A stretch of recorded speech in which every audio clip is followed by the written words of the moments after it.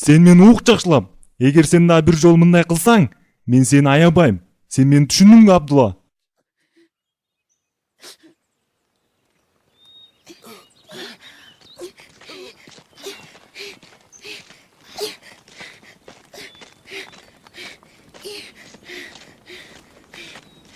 Муазбек, сен мендей болуп акчаны жакшы иштеткенди өздөштүрүп алууң керек. Макул ата.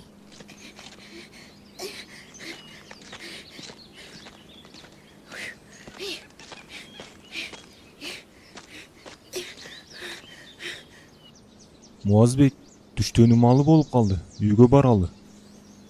Ата, Абдулланы да чакырайынбы? Биз менен тамактанып алсын. Жок, ал өз жумушун бүтсүн. Биз анын түшкү тамагын жумушчулардын тамагы менен чогуу жиберебиз. Кожоюн, жүктөп бүттүм. Мына 500 сом. Бул сенин бакчаңдын түшүмүнүн акчасы. Агамдын түшүмүнүн акчасычы? Жакшы адам эле, жаннаттан кылсын. Мына 1,5 сом. Сенин агаңдын багынын түшүмүнүн акчасы. Ого, чоң рахмат.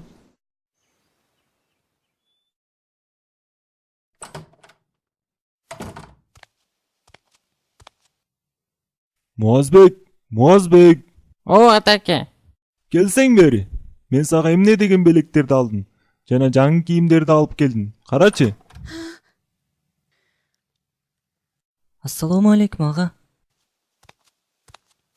Алейкум ассалам, Абдулла. Эмне болду? Менин кийим аябай эскирип кетти. Дагы бир жуусу эле тытылып калчудай. Анан, мен эмне кылышым керек? Сизди маркум атамдын бакчасынан алынган түшүмдү сатып акча алды деп уктум эле. Ошол акчадан бир аз берсеңиз, мен жаңы кийим сатып алсамбы дегем. Сен эми атаң түшүмүн сатты деп мени менен эсептешип жатасыңбы, я Абдулла?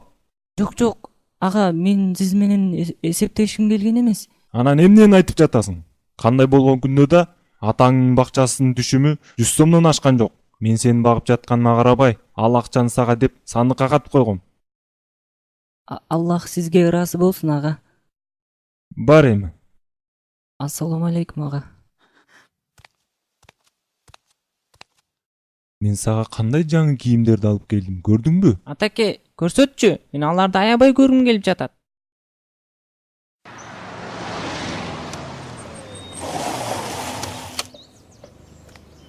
Ассаламу алейкум.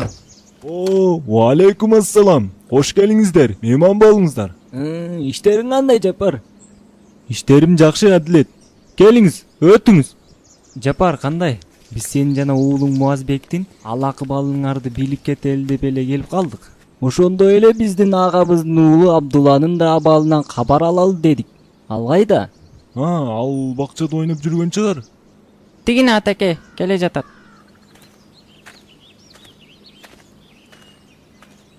Буга эмне болгон? Өңүнүн азып чарчаңкы көрүнөт да. Ал мөмө жемис сактаган сарайды тазалап жаткан эле. Мөмө жемис сактаган сарайдыбы? Кичинекей балага ошондой оор жумуш жасаганга кантип дитиң барды? Мен аны чоңойгондо өзүнө гана таянган чыныгы эркек кылып тарбиялагым келген. Анда эмнеге өз уулуң Муазбекти да чоңойгондо өзүнө гана таянган эркек кылып тарбиялабайсың? Эми ал Муазбек Абдуллага караганда али жашко. Ассаламу алейкум. Ва алейкум ассалам. Балам, абдан арыктап кетипсиң. Эмне болду? Курсагың тоюп жатабы?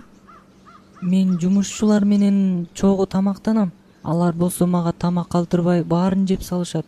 Эмнеге сен жумушчулар менен тамактанасың, балам?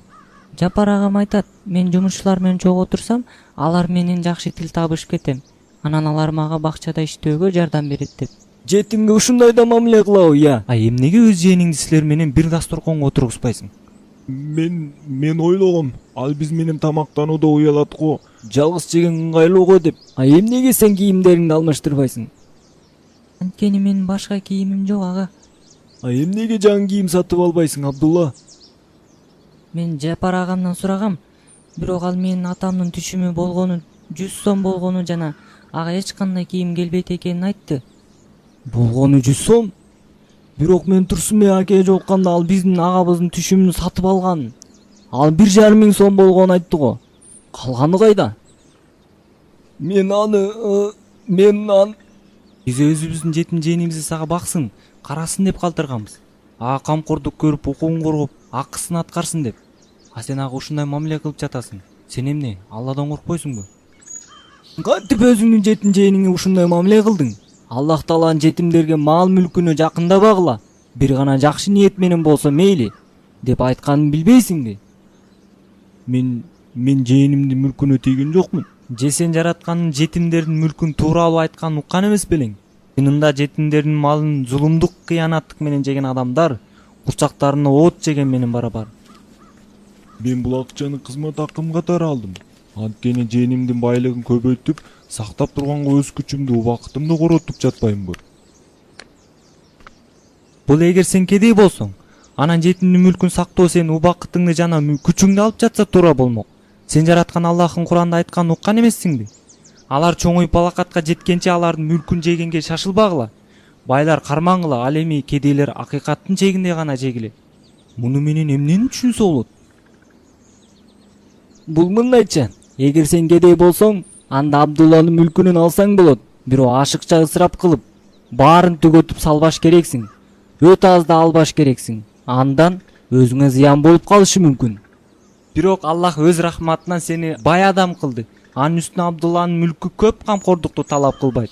Ошондуктан сен Абдулланын мүлкүнө кол салбашың керек. Сен түшүндүңбү? Демек мен Абдуллага туура эмес мамиле кылып жаткан экем да. Сен дали өзүңдүн кылыгыңды туура деген турасыңбы? Сага эмне болгон тууган? Жетимдин малын урдоо чоң күнөөлөрдөн. Абу Хурайра айтып берген хадисинде пайгамбарыбыз ага Аллахтын саламы жана салаваттары болсун айткан экен. 7 чоң күнөөгө жолобогула. Алардын ичинде жетимдин малын урдоону эскерткен. Ошондой эле биздин пайгамбарыбыз ага Аллахтын саламы жана салаваттар болсун жетимге зулумдук кылып анын укугун тепсөөдөн кайтарган. Ал айткан: эки алсыз заттын акысын бузбогула, жетимдин жана аял кишинин. Ал эми жетимди баккан кишинин сыйлыгын билесиңби? Пайгамбарыбыз Мухаммед алейхиссалам айткандай: мен жана жетимди баккан киши экөөбүз бейиште бирге болобуз деп сөөмө жана ортоң манжаларын бириктирип көрсөткөн экен. Жетимдерге мээримдүү болуу ташбоорлуктан сактайт. Хадисте айтылат: жетимди өзүңө жакын тут, чачынан сыла, курсагын тойгуз. Бул сени ташбоорлуктан сактайт жана муктаждыктарыңды чечет. О Аллахым, ушул убакка чейин мен бул сөздөрдү билбептирмин. Жапар, көрдүңбү? Шариятыбыз жетимдерге кандай жакшы көңүл бөлүүнү буйрат. Ким жетимдерге көңүл кош кылбай, тамагын тамактай, кийимин кийимдей берип, ал чоңоюп өз алдынча булгуча багып келсе барар жери бейиш деп айтылат. Мындай чоң соопту өзүмдөн түртүп жатып, туура эмес кылган турбаймынбы? Туугандарым, силерден суранам, Абдулланы мага калтырып кеткиле. Сен да мени кечир, Абдулла иним. Жаман иштерди таштап, жээнимди жакшы багууга, ал чоңойгуча анын байлыгын сактоого силердин астыңарда убада берем. Ошондо мен Аллах кечирер.